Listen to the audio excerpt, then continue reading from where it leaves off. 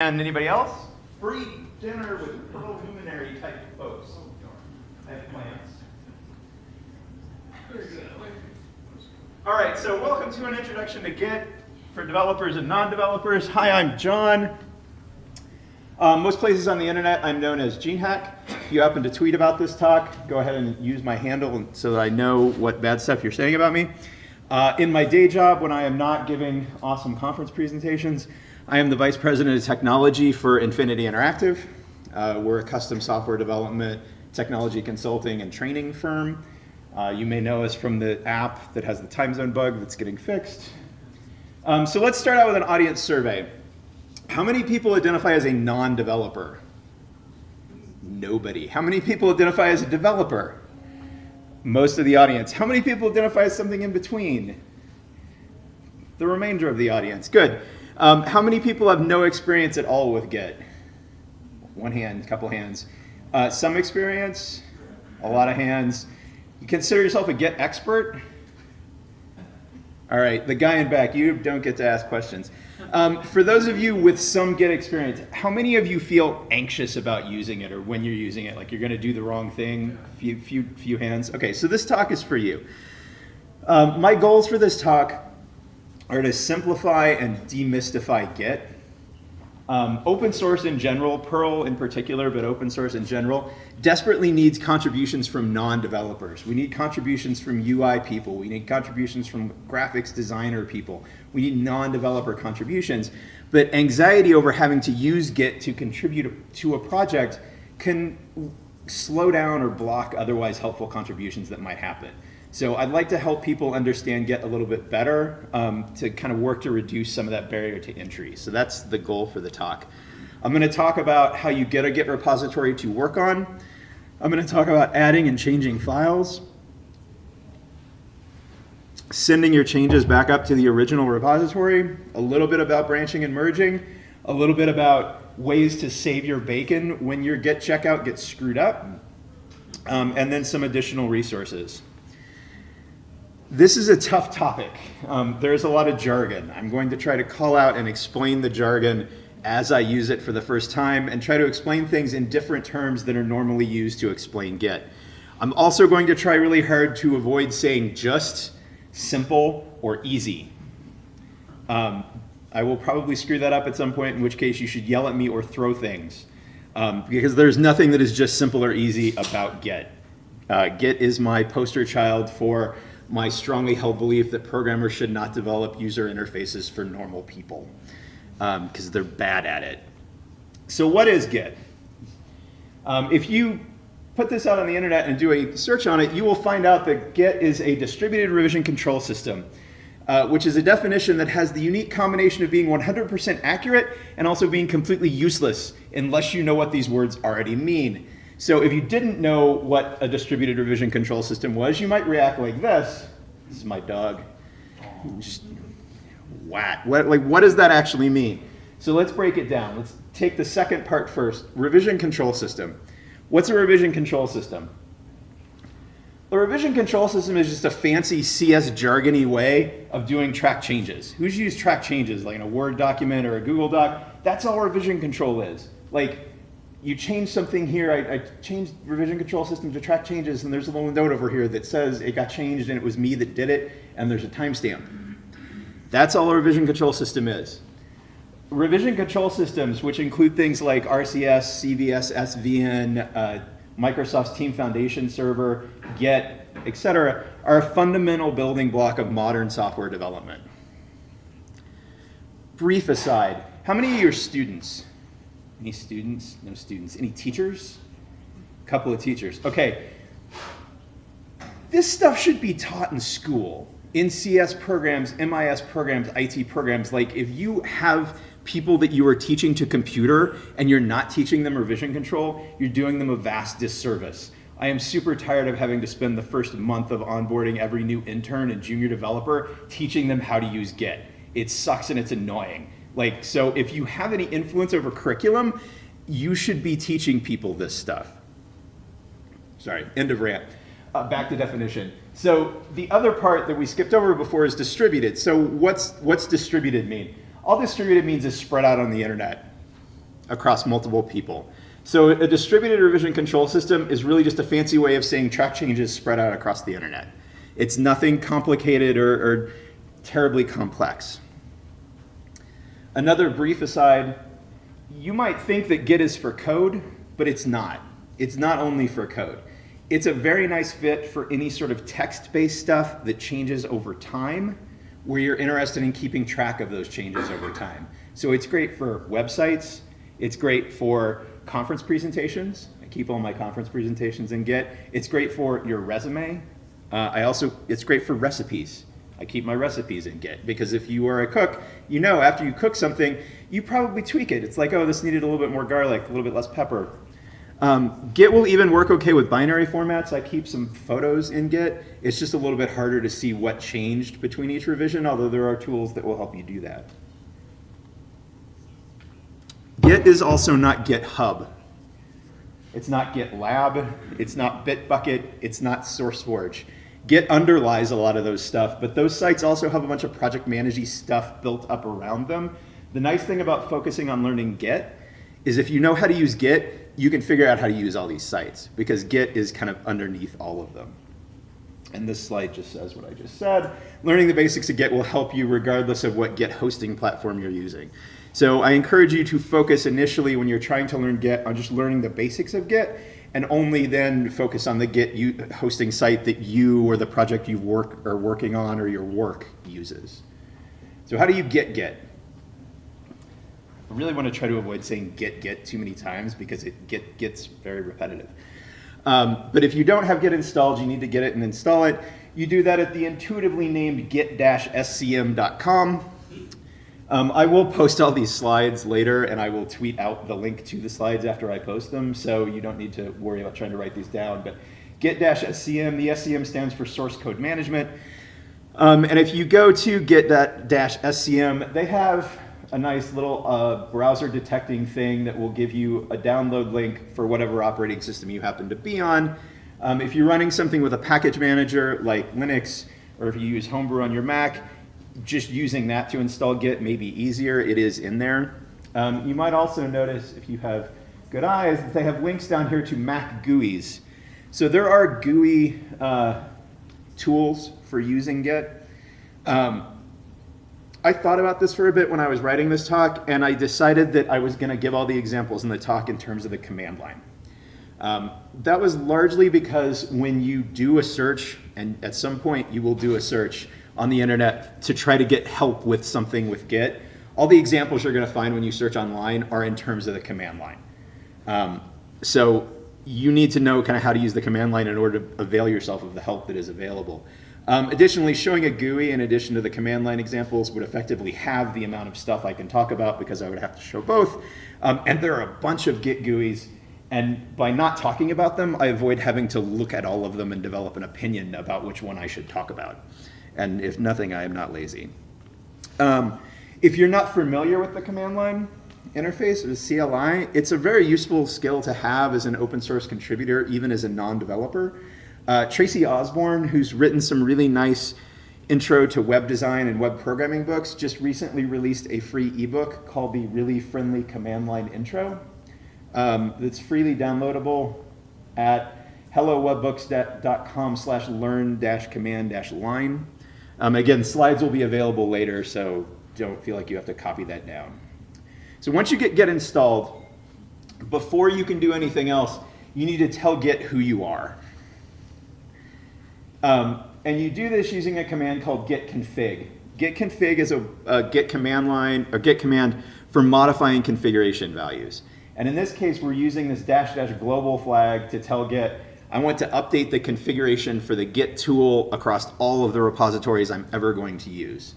And we say git config -- global user.name and your name. And then the same thing with user.email and your email. This information is needed because once we start making changes, which we're going to do here in a few slides, Git is going to track who made, what change, and when. And it's going to track that by recording your name and your email. If you don't provide values for it, Git will either complain at you and refuse to work and tell you you need it to provide values, or it will guess, and it will probably guess wrong. unless you have your machine configured to send email, because that's something that people do. So run that, and then once you've done that, you need to obtain a repository to work on. So jargon warning number 1, what's a repository? A repository is just what Git calls a project or a directory where the contents are under the control of Git. You'll also hear people say repo a lot. I will probably say repo during this talk because repository has like 27 syllables in it. It's really annoying to say after a while. The first option you have for getting a repository is to clone something. Clone is what Git calls just making a copy of somebody's existing repository. And this is typically what you'll do if you want to make a contribution to an open source project. You make a clone of that project repository so you can look at what's in there and maybe change it and send a contribution back to the project. So this is a project that's hosted on GitHub. It happens to be an open source module, a Perl module for interacting with Git that I maintain. And if you click this green button here that says clone or download, you'll get this little pop-up with a URL that you can copy. And in fact, it has this handy little button right there that will copy it for you. And so then you copy the URL and you go back to the command line and run this command, git clone, and then you paste in the URL of the repository you're trying to clone. And when you do this, you'll see output that kind of looks like this. There's a whole bunch of stuff and about how fast it was and how long it took, and none of that really matters. The important thing is it'll finish and this cloning into Git wrapper.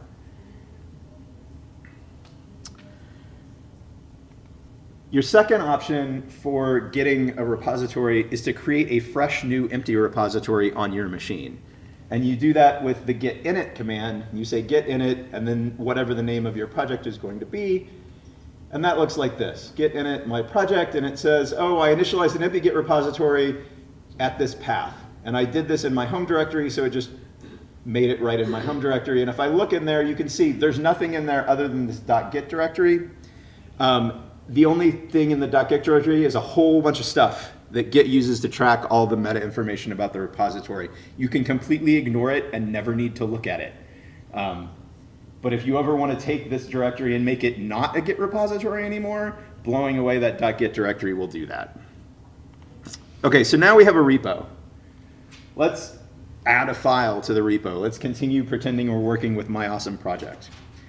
So the first thing we're going to do is add a file. But first, let's talk about the lifecycle of file changes according to Git. Here are the different states that Git thinks files can be in, or the kind of the lifecycle that a file moves through. So you start out with an untracked file, and then it moves into a stage called staged, which we'll talk about here in a minute, and then it's committed. So let's add that file. Let's add a README file. Traditionally, README files are found in the top level of a project, and they contain basic information about the project, possibly how to get it to run, or what it does, or who works on it, or how to contribute to the project. So I'm an Emacs user. I'm not ashamed. Let's pretend we write some basics. So we fire up Emacs, and we write some stuff in this readme.md file. It has this .md extension because README files are typically written in a pseudo markup language called Markdown. And then we'll save it. And now we're going to ask Git, hey, Git, sup. We don't do that with a sup command, unfortunately. We use a command called git status. So if you run git status, it'll tell you what the status of the repository that you're running it in is. And you can see here, we say git status. There's no commits yet. There's an untracked file, readme.md, and Git actually tells you what to do next if you want to commit it. Git add and the file. So if we do that, git add readme, and now we run git status again, we'll see we still don't have any commits, but we've got this changes to be committed. It's a new file, and it's readme.md. So if you read the man page for git add, it will tell you git add stages changes to be committed. So there's that word again, staging, or the staging area. Git documentation will talk about the staging area. And you can see in the output here, git add is even telling us to, or git status rather, is telling us to unstage, use this command. So git add takes you from untracked to staged. Staged is an area that is sort of conceptually in between an untracked file and a committed file. And the staging area lets you build up a series of changes into a single commit. It's sort of like staging the changes. This is something you do not care about at all when you were first trying to learn Git. It is probably the most confusing thing about having to learn Git is learning how to deal with this staging area. And I wish I had a better solution other than you just have to learn it. And I actually do. I'll talk about that in a few slides. But for the moment, just you add something, it stages it up. And then how do we go from staged to committed? We use a command called git commit. Git commit is unusual and unique in terms of Git commands because its name is actually what it does. Git once commits to have an accompanying what's called a commit message, which is just a short little text description of what's been changed in the commit or what's going on. And this is the part where your name and email address, the stuff we put in git config like 40 slides ago, comes back into play. By default, the Git command line uses Vim to write commit messages, which if you're not already a Vim user, is probably not going to be all that helpful for you. I recently saw somewhere where the Stack Overflow question about how to exit Vim is one of the most popular and upvoted of all time. So what you can instead do is you can say git commit and then -m and then just put your commit message right on the command line, and Git will just use it straight away, and it won't open up Vim, and you'll probably be happier. And who's a Vim user? I love you. Like, I'm just playing. So, little review. Git add takes files from untracked to staged, and then git commit takes files from staged to committed. So another aside, if the staging area has sort of got you like all perplexed, and like I said, this is one of the more confusing things when you first start trying to use Git. This is something that no other revision control system really does, this staging area notion. There is a thing called Gitless, which you can acquire at gitless.com, which is sort of a wrapper around Git that changes a couple of things, but one of the big things it does is it eliminates the notion of a staging area. You no longer have to say git add and then a file to stage changes up. You can just make some changes and then say git commit file, and it'll commit it, stage it, and commit it straight away for you. Anybody using Gitless or has heard of Gitless before? Okay, I just found out about this like 2 days ago when I read an Instapaper link that I created in like 2016. All right, so what about edits? We've gone over how to add a file to a repository. What if you want to change something that's in a repository? So if we fire up Emacs again, and we make some changes, and then we say, hey Git, what's up? Git will tell us, changes not staged for commit, modified readme.md. So earlier when I was talking about the life cycle of file changes according to Git, I kind of lied to you. There's actually a fourth one, modified, which is where you have a file, it's been checked into the repository, but you've made local changes to it and they're not checked in yet. Now, you might wonder, can we ask Git, hey, what specifically changed? Not just did the file change, but what about it changed? And you can, and that command is called git diff. If you've ever used the diff command line tool, you will recognize this output. So you say git diff, and it's going to tell you, I'm checking the difference between these two versions of the file. Lines that have been removed or added are indicated with minuses or pluses. So here you can see I've added 2 lines saying that I need to write the README. After that, adding and editing files is not really different. You're still going to use git add to stage the change. You're still going to use git commit to actually commit it into the repository. So let's do that. Git add, git commit. What's going on with these commit messages? Git records the commit message and then lets you look back at them. This is called the history of the repository.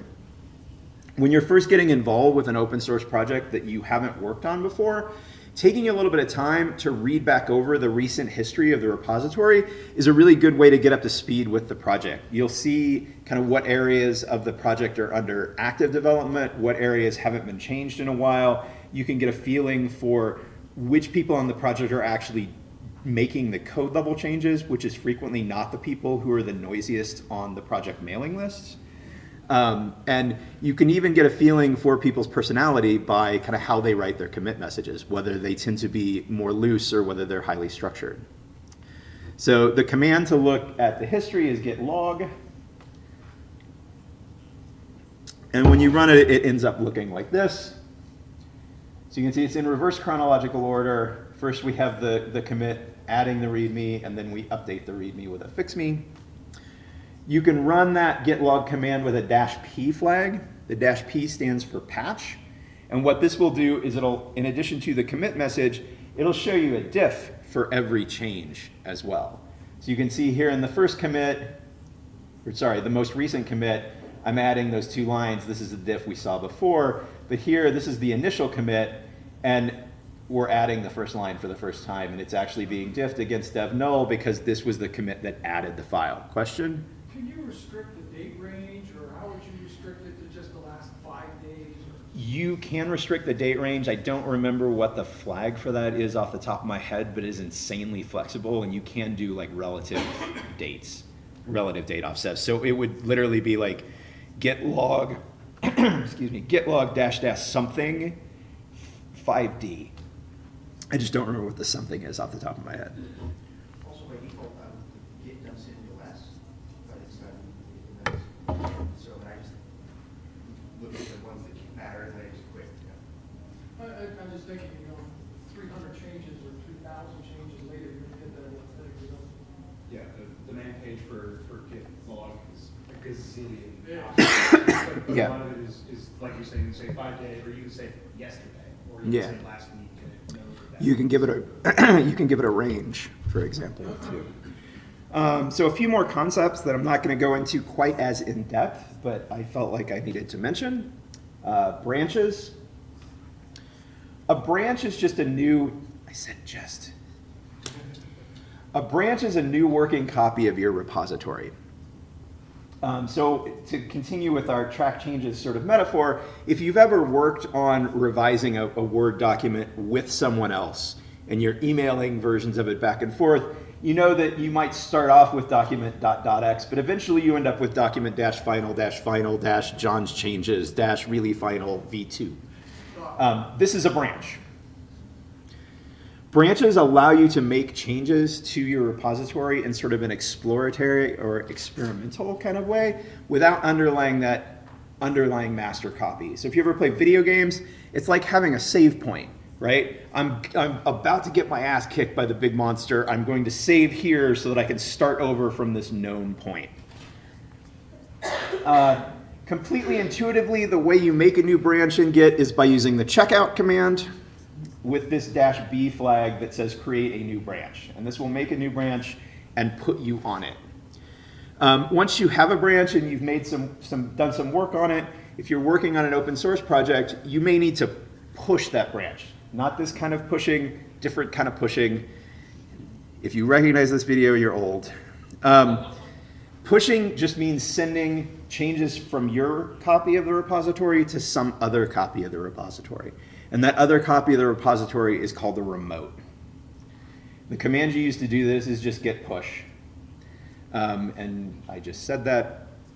If you're working on an open source project, when you do this, when you push your branch up somewhere, you're going to do something called a pull request, which is saying, hey, person who owns this other copy of the repository, please look at my contribution and accept it. It's just a request to merge your changes into the repository.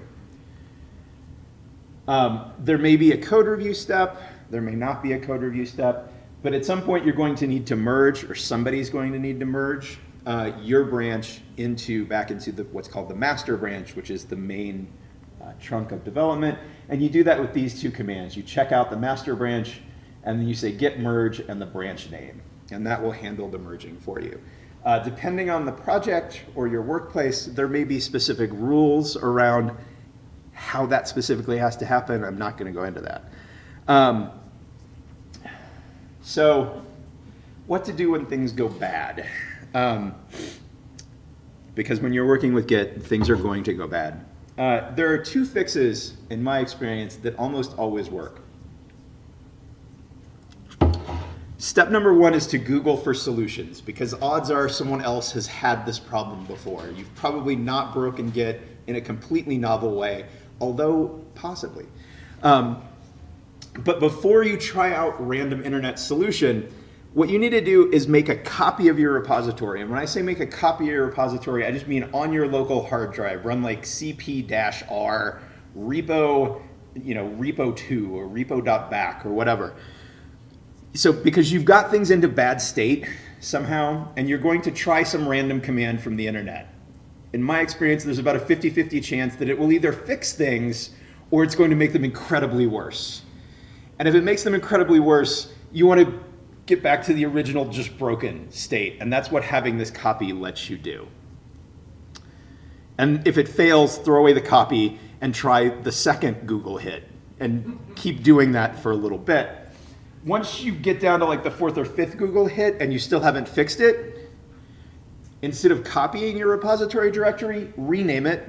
I like to use .bad as an extension or .screwed, depending on the level of my anger, and then just reclone the repository from wherever you got it.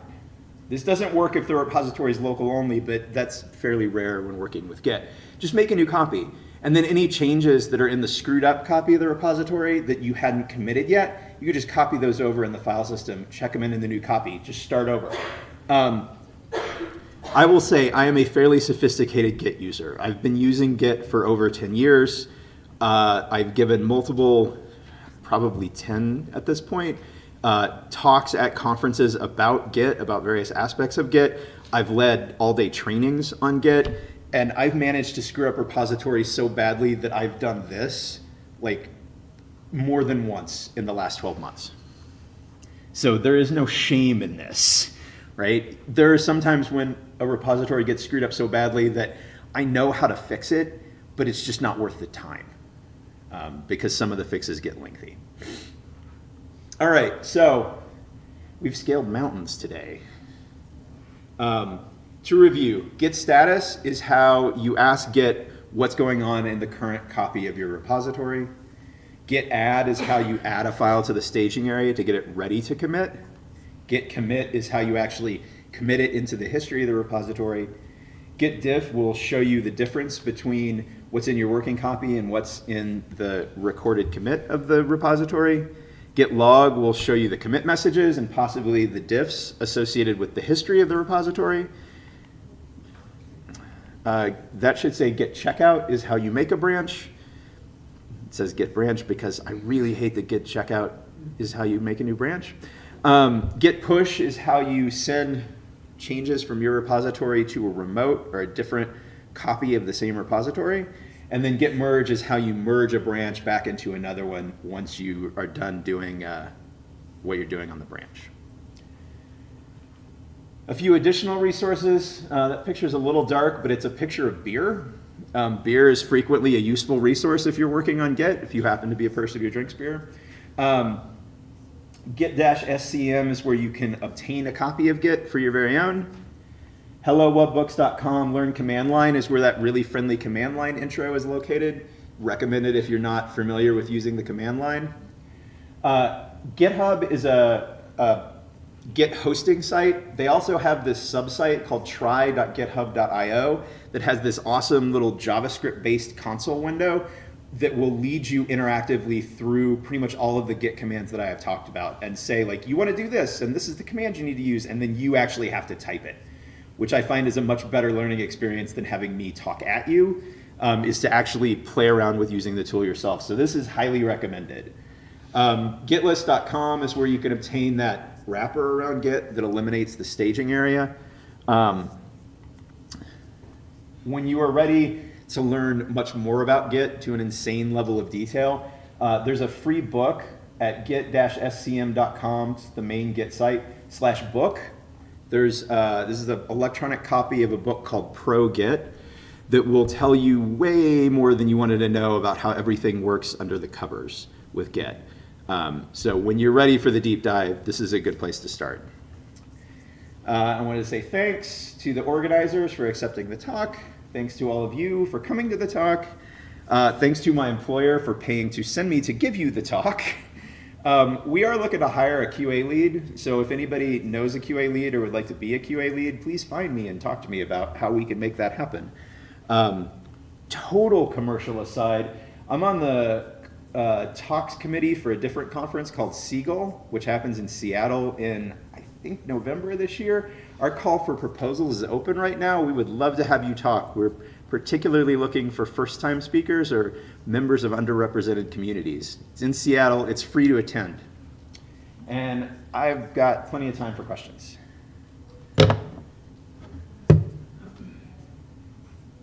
Or we can all see if there's cookies left.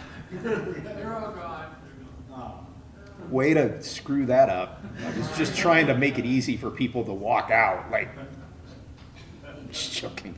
Dave. I keep hearing about this scary thing called Git rebase, but I don't know much more than it's a scary thing out there that I may need to do at some point in the future. I keep hearing about a scary thing called Git rebase, but I don't know very much about it. So it is a scary thing. I'm actually, one of the things in my talk ideas folder is a talk just on rebase, actually, because it's also insanely useful. What rebase lets you do is, once you have committed something into your repository, into the history of your repository, rebase lets you go in and change it and rewrite that history. It also lets you do things like,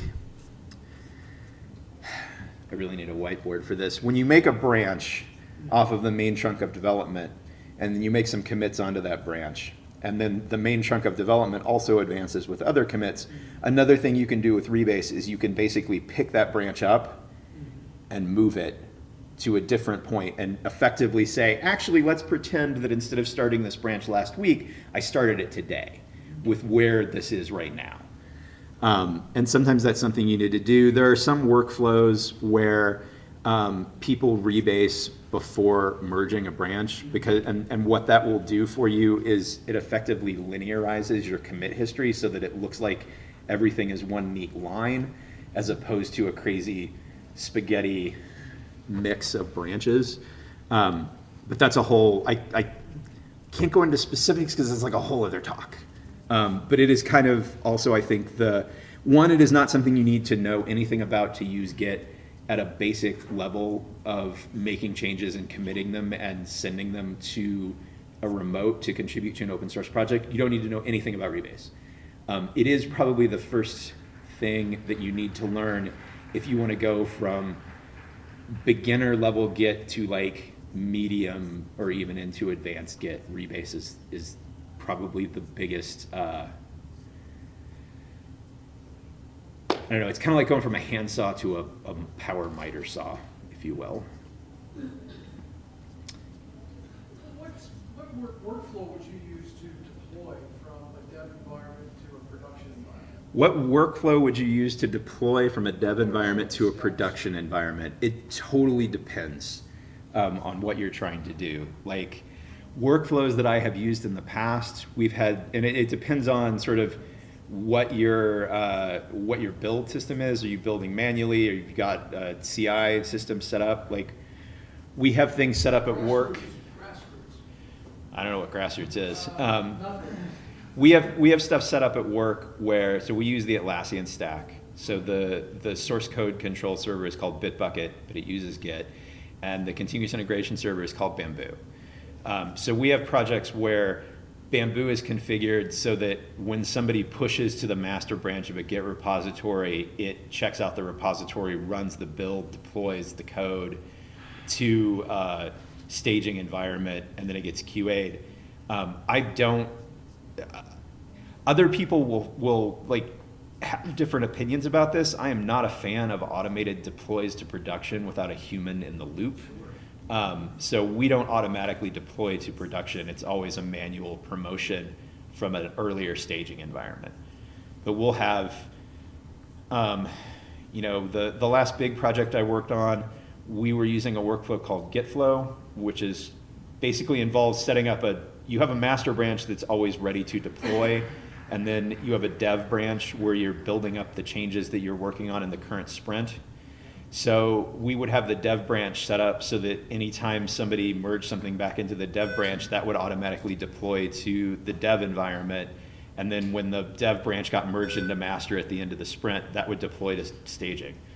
So but it totally depends on what your tooling and your workflow is. We've used different workflows for other projects. Like that was a project with 10 developers where we were doing weekly releases.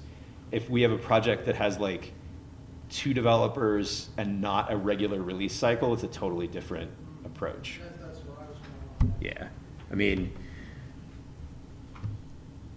I think if you don't have continuous integration, if you don't have automated builds already, worry about that before you worry about the Git integration part, would be my advice.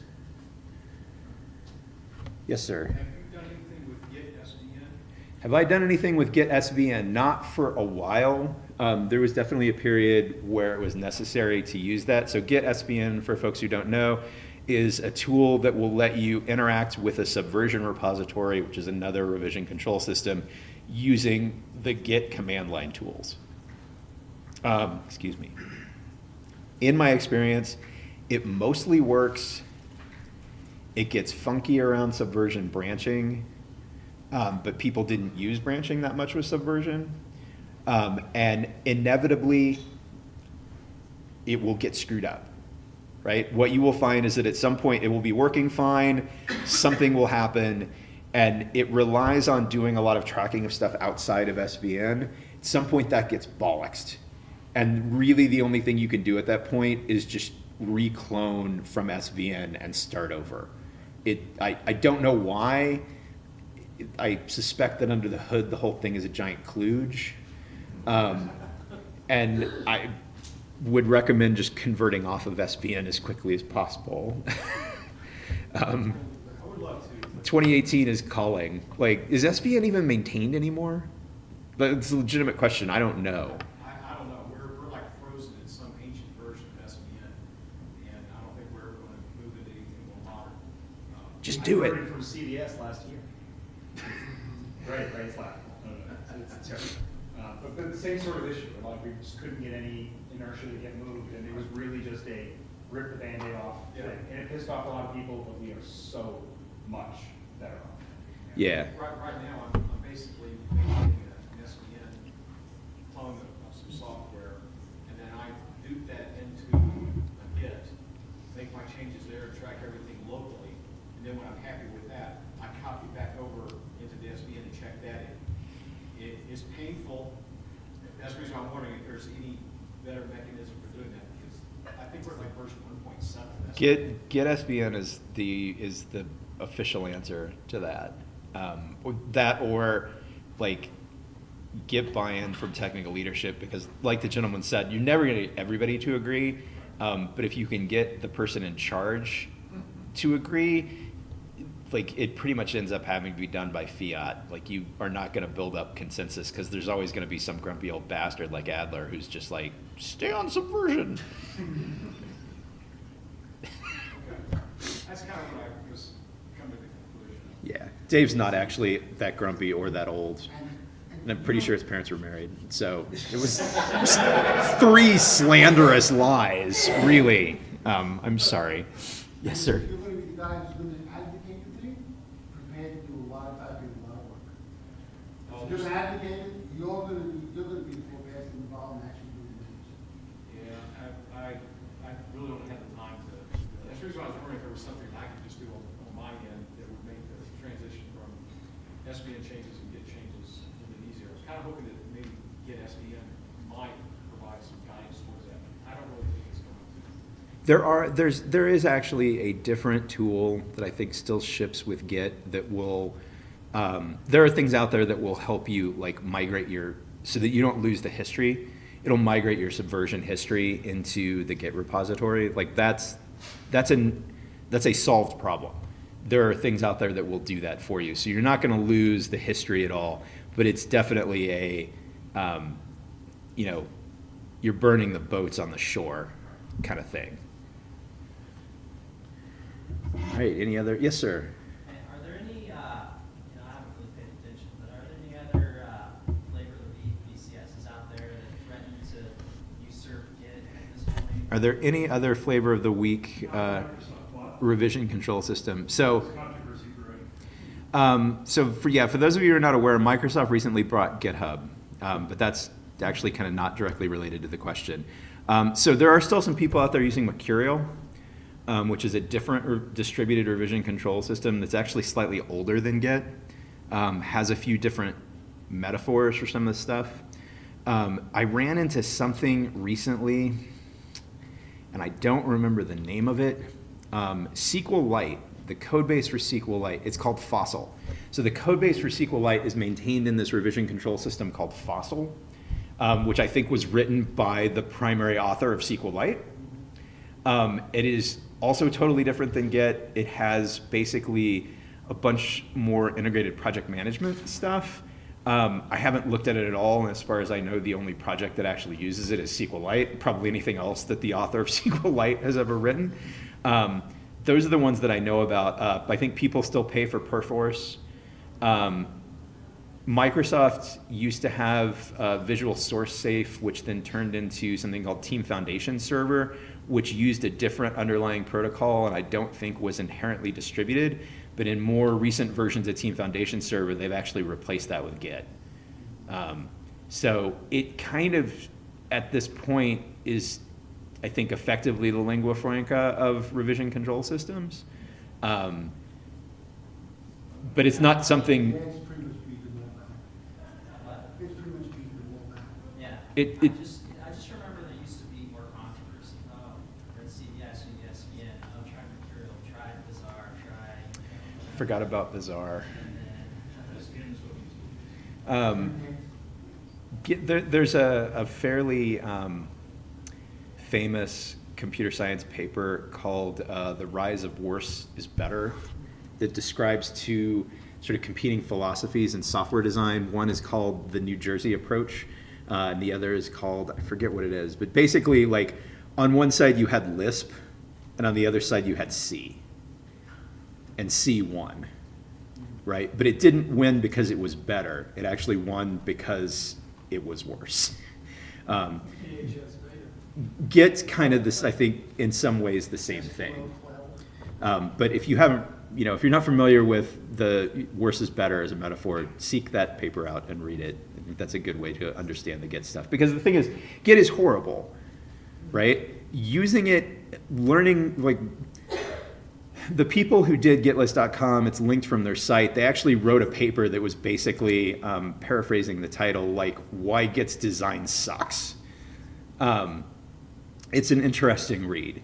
But the solution that they come up with, in my mind, I don't think is necessarily a good general purpose solution, because their solution was, hey, let's do away with the staging area. And once you've used Git for a little bit, the staging area becomes an extremely powerful place, because you can make a whole bunch of changes to your code base, and what the staging area lets you do is then turn that into a series of logically structured commits. Instead of one big thing that changes a whole bunch of stuff, you can make a whole bunch of changes all at once and then turn it into 5, 6, 10 different smaller commits that are much easier for people to read and review and understand. And so I think there is an argument to be made for using GitList when you're first starting out and removing that staging area and maybe making the transition off of other tools a little bit easier. But I think if once you get to sort of the power user stage, you want that staging. Like I would die without the staging area. So, yes, sir. I don't know, I went from SVN to Git, and I pulled the Band-Aid, and it took a while, maybe a month, but when you finally grok it, it's like, how do we ever live without branches? How do you ever live without a stage, how do you live without a staging area? Yeah. And all sorts of changes back and forth, and then when I'm ready. One of the other things that GitList changes, one of the other things that GitList changes that I think is a much more interesting change is they make branches sort of more complete. So the way their branching model works, and this all happens automatically under the hood, if you are on a branch and you've made some changes but you haven't committed them yet, and you switch to a different branch, it keeps those uncommitted, untracked changes with the branch you were on. So that when you, like that, because that's another confusing thing. If you make a branch, change a file, you haven't committed it, and you go back to the branch you started from, those uncommitted changes persist, right? And sometimes you want that, but it's also a little bit confusing about how the branching model works. So they do have some interesting ideas. You had a... Well, I was going to say, if you're looking for something maybe you'd like to debate about, kind of a wonderful and terrible thing about Git is it's wildly flexible. You can do whatever workflow you want to do.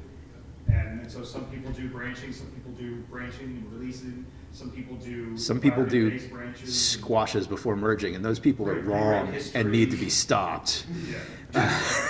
But Git doesn't care. Yeah. You do whatever you want. It is. Whatever works for your workflow, but so a great thing about whatever version control you were coming from before, you can probably maintain your same workflow. Yes. Or do something wildly different. It is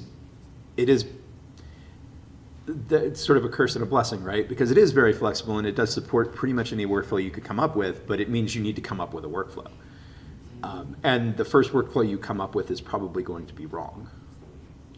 David.